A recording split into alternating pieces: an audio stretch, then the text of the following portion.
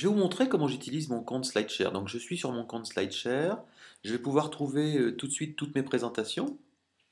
Dans la mesure où moi, ce que je fais, c'est que dès que j'ai une présentation de type PowerPoint, je vais la publier sur SlideShare et ainsi je vais pouvoir par la suite soit l'utiliser quand je suis en présentation, soit la partager, soit la rediffuser éventuellement sur un site ou sur un blog.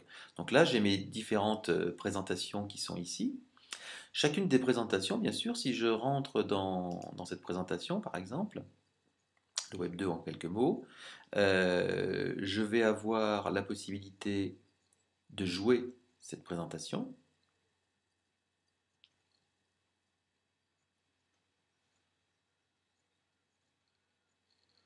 Quand j'ai ma présentation qui est là, je peux donc la jouer et avancer pas après pas, comme si je le faisais dans dans mon propre logiciel de présentation.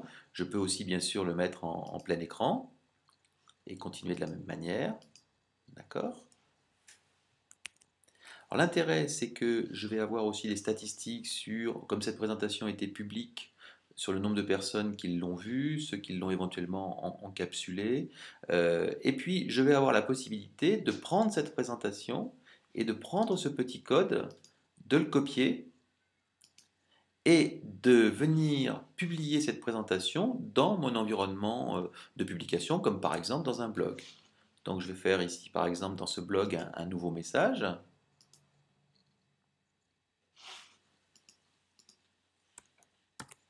Je mets mon titre.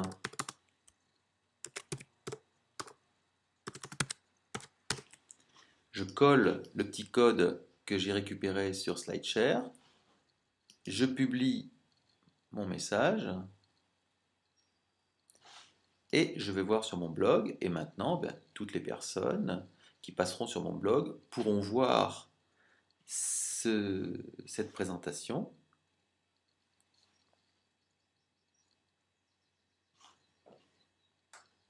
Ils pourront naviguer dans la présentation, le voir en plein écran, de la même manière que s'ils étaient sur SlideShare. Donc les avantages sont exactement les mêmes que si on était sur SlideShare.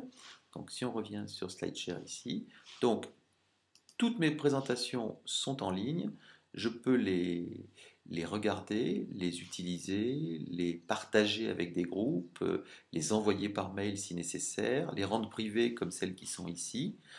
Et donc, je peux gérer ça vraiment de manière très très très précise.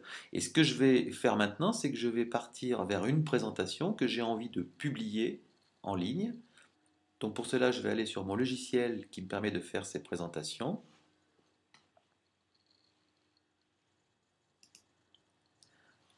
Voilà, je suis dans ma présentation. Donc voilà, ma présentation, elle se présente de cette manière-là.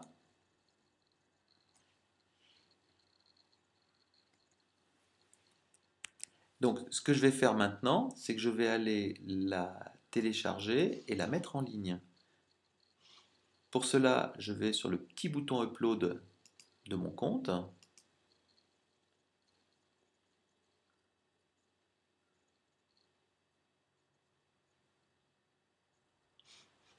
Je vais sélectionner le fichier que je veux faire passer sur SlideShare. Il va m'uploader le document.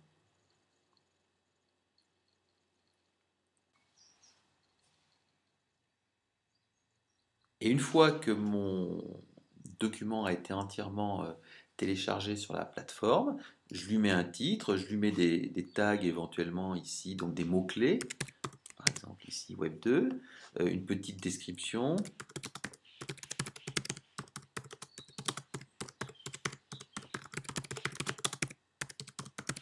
Voilà, je définis la langue dans laquelle ça peut se trouver.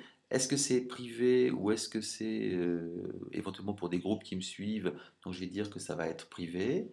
Je vais choisir éventuellement une catégorie si j'en veux, ou sinon c'est pas forcément utile. Et ensuite, eh bien, je fais publier. En retour, la plateforme va me dire qu'elle est en train de transformer le document que j'avais fait de type PowerPoint en un document qui va être en ligne, donc qui va être dans un autre format, en l'occurrence ici dans du Flash.